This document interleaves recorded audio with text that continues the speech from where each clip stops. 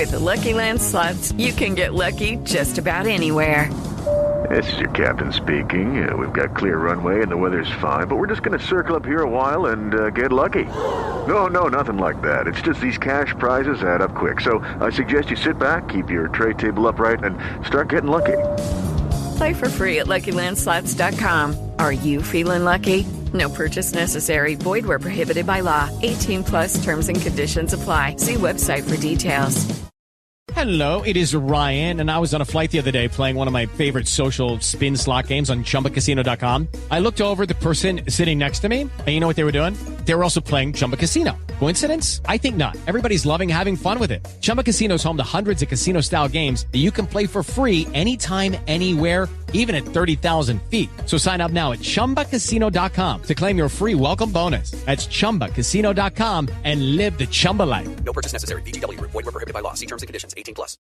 With Lucky Land Slots, you can get lucky just about anywhere. Dearly beloved, we are gathered here today to... Has anyone seen the bride and groom? Sorry, we're here. We were getting lucky in the limo and we lost track of time. No, Lucky Land Casino, with cash prizes that add up quicker than a guest registry. In that case, I pronounce you lucky. Play for free at LuckyLandSlots.com. Daily bonuses are waiting. No purchase necessary. Void where prohibited by law. 18 plus. Terms and conditions apply. See website for details.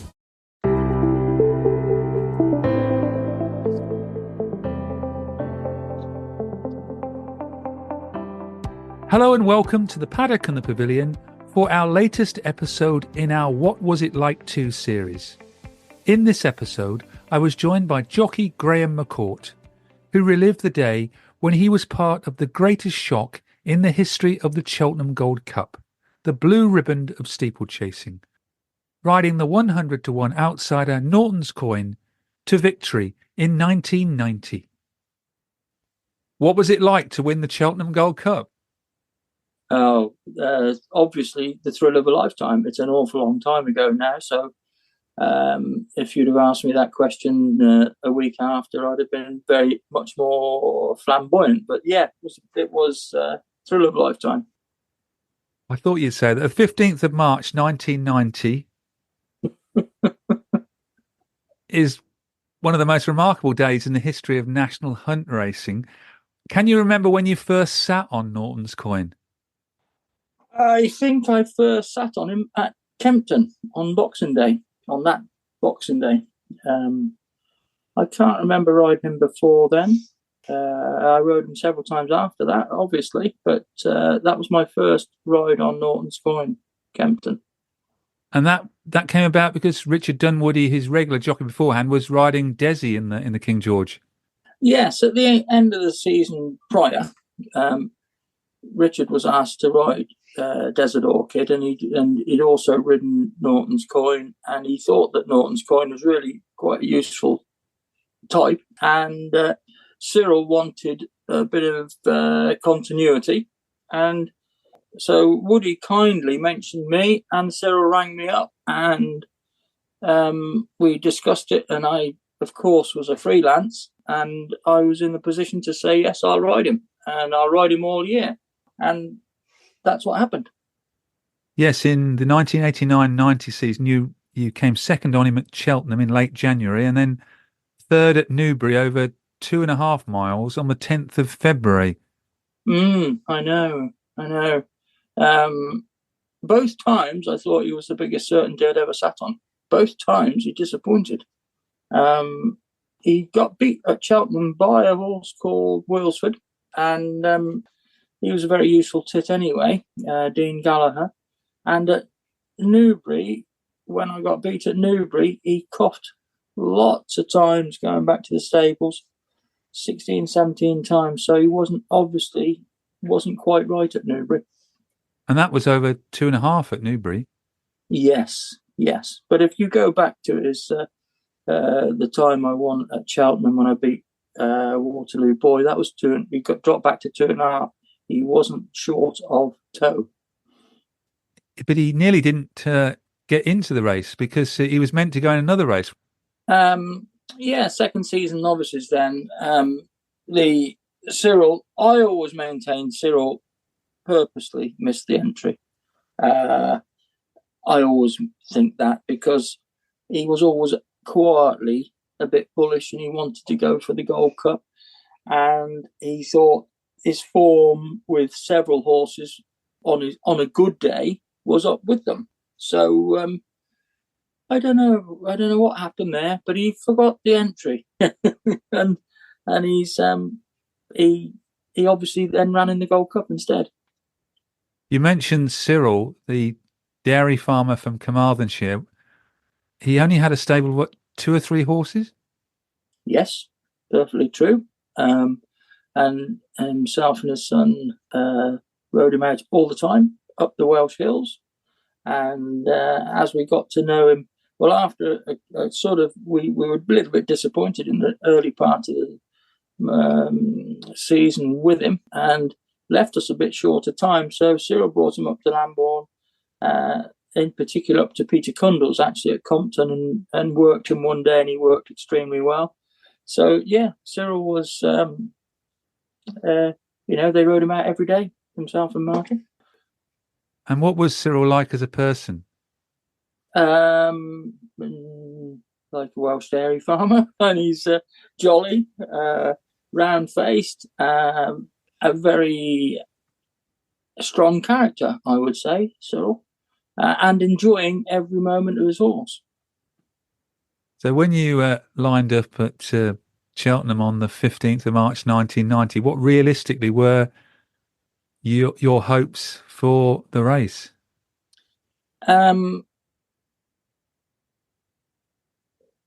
I wasn't. We were not void of hope of winning. We thought we would finish in the first 3 or 4, is what our chain of thought was. And when you're in a contest like that, if you think you can do that, you've got to go. And that Sirrell did, and we did. So you think his odds of 100 to 1 on that day were false odds? It's easy to say that all this time later, isn't it?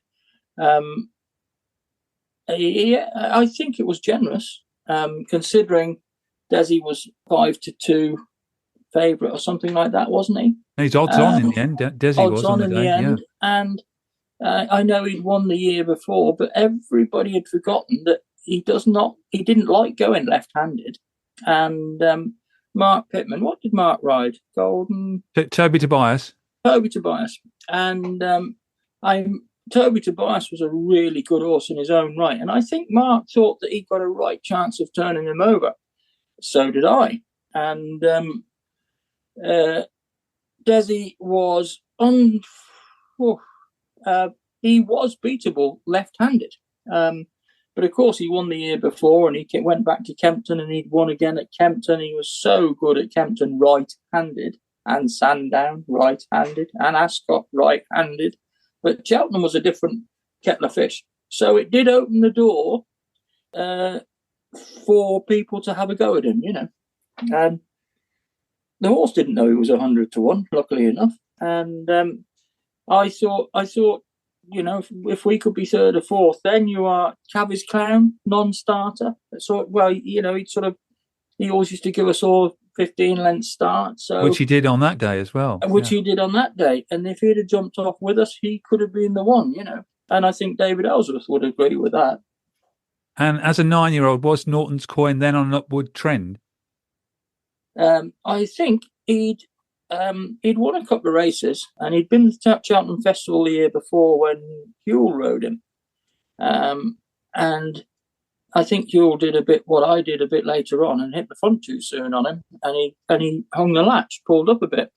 And he'd run some very decent races. But obviously that was at the time, it was the quickest race time-wise. It was on top of the ground. He quite enjoyed the top of the ground, the little horse. And he didn't really have the form on paper, but he had threatened a few good runs. What were your instructions from Sirrell on the day? Should I say don't hit the front too soon? Because if things are all going as planned, that is what the instructions are. We basically, you know what you're doing, Graham, follow around, and we've got to follow around and keep everybody in sight and produce them as late as you can. You must have known Desi would have gone off at the start. It was quite vicious, I think, down at the start. I think Norton's got kicked, and then I jumped on the third fence, if I remember right, and I thought all our chances had gone, and so I just sat still and followed them round. When I got to the top of the hill for the final time, I just gave him a little squeeze and a little shake of the rein, and I thought, ooh, there's quite a bit of horse under me here, and it was nice to feel. So then I began to start riding the race and following, having a little look around me, see who was there, you know. And when you came to the penultimate fence, it was Norton's Coin, to Toby Tobias and Desert Orchid. And you probably, from what you said earlier, thought that Desi probably wouldn't win at Cheltenham. At that point, my focus was on Toby Tobias, and I did actually, all credit to Desi, he stayed on as he always did with great tenacity. But my focus at that stage was with Toby, on which I thought Mark gave an absolutely brilliant ride to, because he knew the old horse had jumped, the Desert Orchid had jumped out a bit right-handed, and Mark just crept away down the inside and he produced him there. Absolutely beautiful timing to win. He just didn't bank on 100 to 1 outside, or sat right on his backside, doing exactly the same to him as what he was doing to Desi, you know.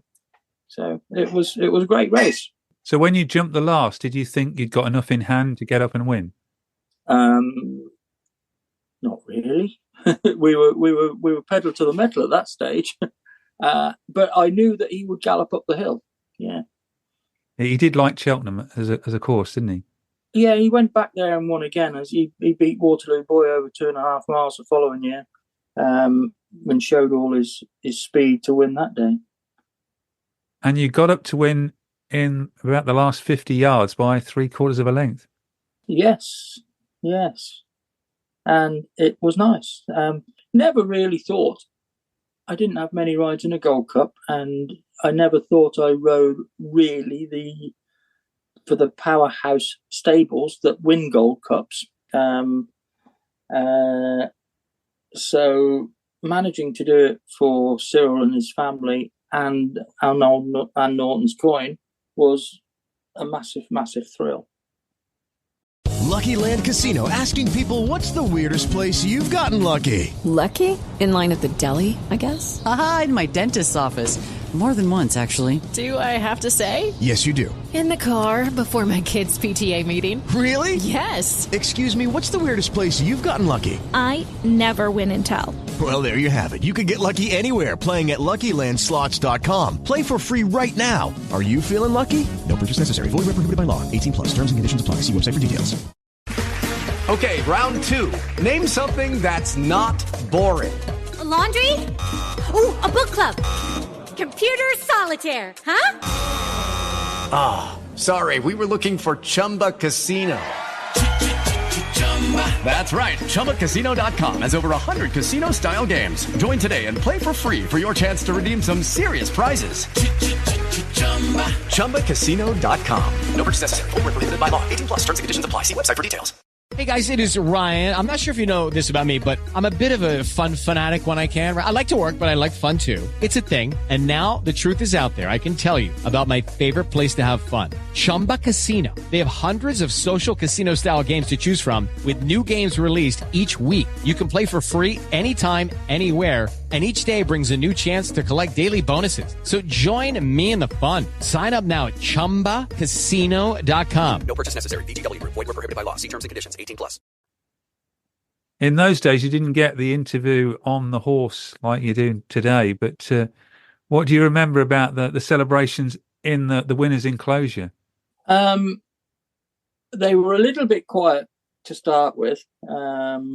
because, I think the world wanted Desi to win. Everybody connected in it. He'd got such a following. But they'd forgotten there's a few other people in the race, and it silenced them for a little bit. But once you'd won and you'd got back to they make the journey from winning post to winner's enclosure very long these days. But once we'd walked into the winner's enclosure, the place erupted like it always does, and it's a lovely feeling. That. Did you even get the feeling though earlier than that there was a sense of shock in the crowd that they realised that 100-1 winner had won the race? I think I mentioned that it silenced them, I think. But it doesn't worry you at all if you're the person riding him or the person training him or the person that's involved with him. It's you enjoy the silence for a moment. And how was Sirrell? Because he received the trophy from the Queen Mother. Absolutely. How wonderful is that? And the same for myself. And Sirrell is, he's that. They can't take it away from you, can they? You've done it, and it's in the record books, and you're able, that everybody this year in particular being the 100th year of the Gold Cup, we've had no end of people ringing up out the blue and doing exactly what we're doing now, talking about it, and it's still there, isn't it? I think I noticed in the replay that I watched that you flicked his cap off when you came in. Is that right? Everybody's noticed that one. Yeah. It got back quicker. I was amazed how quickly it came back. Because I did throw it with a bit of intention, but it came. The next thing I looked back round, and Sirrell was shuffling around getting his cap back on. He was chuffed, I think, because he is Welsh. You must remember, he didn't want to lose his hat. Well as winning the race, he was the owner, the trainer. I also read that he got money for the box driver and the groom's prize as well.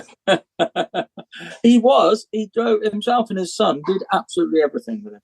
Absolutely everything. And they drove him up themselves, and they looked after him and led him up. And yeah, and it was a real family affair, which made it so much better. And he was milking cows, I think, the morning of the race, and when they got home the next day. Or something. Yeah, he was, yeah. It's a long way from Carmarthen, isn't it? It's a fair run, but it didn't feel very far that day, I wouldn't have thought. And how did you find the racing world reacted over it would have been a Thursday in those days, I guess, wouldn't it? Yeah. Yeah, Thursday. All the lads, it's the weighing rooms. You've all got your races that you would like to win. Some lads would like to win the Grand National. I always sort of half poo-pooed the idea of winning the Grand National because I thought it was so much luck. I always wanted to win a champion hurdle because I thought I might ride a champion hurdle horse. Never really expected to win a Gold Cup. And winning the Gold Cup, it cements you as you're a professional at the top of your game, really. Everybody, all the lads that you work with day in and day out, it's a great place to be, the weighing room, and that's where it matters most because it's everybody's outside looking in, and we were all on the inside.